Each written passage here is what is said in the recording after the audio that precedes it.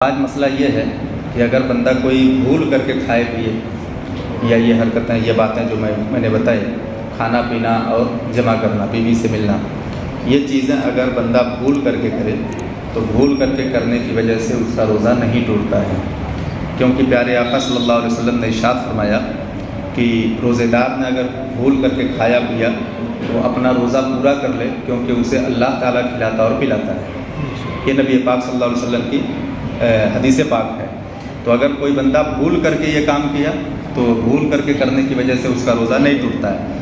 ہاں، اب اگر کوئی بتا رہا ہے، بتانے کے بعد بھی اس کو یاد نہیں آ رہا ہے کہ میں روزہ ہوں یا نہیں، کوئی بندہ دوسرا بتا رہا ہے کہ اب تم روزہ ہو، میرے سامنے سحری کھائے، میرے سامنے نیت کیے، یعنی آثار بھی بتا رہا ہے، پھر بھی اس کو یاد نہیں آ رہا ہے کہ روزہ ہے یا نہیں ہے، تو بتانے کے بعد اگر یاد نہیں آ رہا ہے تو بھول کر کے بھی کھانا اس کا روزہ توڑ دے گا، اس کا روزہ فاسد ہو جائے گا۔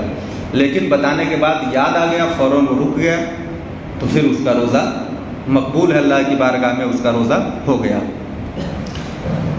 کسی روزہ دار کو ان افعال میں دیکھے، یعنی کہ وہ کھا رہا ہے، پی رہا ہے، یا یہ جو باتیں میں نے کی یہ کر رہا ہے، تو دوسرا جو دیکھے اس کو بتانا واجب ہے، یاد دلانا واجب ہے۔ اگر کوئی نہیں دلاتا ہے یاد تو وہ گنہگار ہوگا۔ جیسے میں روزے سے ہوں، آپ دیکھ رہے ہیں کہ میں کھانے جا رہا ہوں یا کھا رہا ہوں یا پانی پینے جا رہا ہوں یا پی رہا ہوں، تو آپ دیکھ کر کے خاموش نہیں رہ سکتے، آپ کو بتانا واجب ہے۔ نہیں بتائیں گے تو آپ گنہگار ہوں گے۔ ہوتا کیا ہے کہ ابھی لوگوں کو صرف اپنی پڑی رہتی ہے، کہ مطلب وہ اپنا صرف دیکھتے، جانے دو، وہ جو کر رہا ہے کرنے دو، ایسا لوگوں کا مزاج بن گیا ہے۔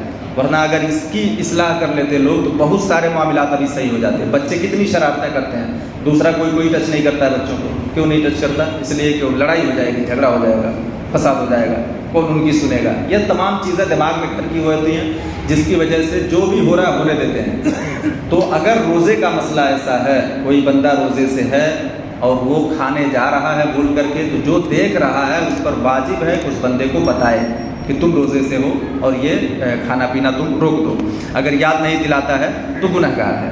ہاں، اگر ایسا ہے کہ وہ بندہ جو کھانے جا رہا ہے وہ کمزور ہے اور بھول کر کے کھانے جا رہا ہے، کمزور ہے، یعنی کہ وہ اگر کھانا کھا لے گا یا پانی پی لے گا تو ذرا سے اس کو تازگی آ جائے گی، تو دوسری عبادتیں یعنی نماز وغیرہ اور روزے بھی اچھے سے پورا کر لے گا، نماز وغیرہ میں بھی اس کو آسانی ہو جائے گی۔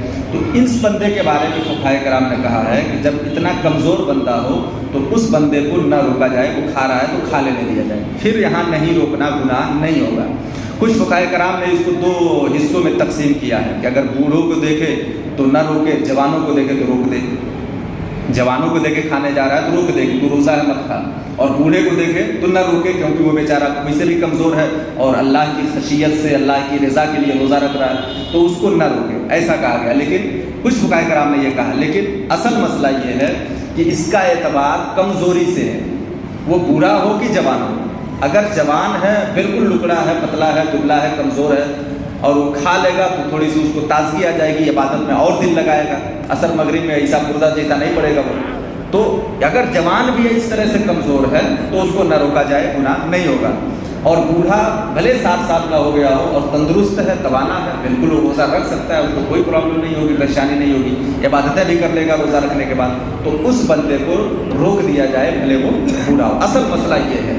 تو جو یہ مسئلہ ہے یاد دلانے کا کہ کسی بندے کو دیکھے روزے دار ہے تو یاد دلا دے، تو اس اعتبار سے یاد دلانا ہے۔ اگر کمزور ہے، بالکل کمزور ہے، تو اس کو نہ یاد دلائے بلکہ اس کو کھا لینے دے، اور جو طاقتور ہے اس کو یاد دلا دے، چاہے وہ جوان ہو چاہے بوڑھا ہو۔ تو اگر اس کو یاد نہیں دلاتا ہے تو پھر بندہ گنہگار ہے۔ اللہ تعالیٰ ہم سب کو سمجھنے کی توفیق بخشے۔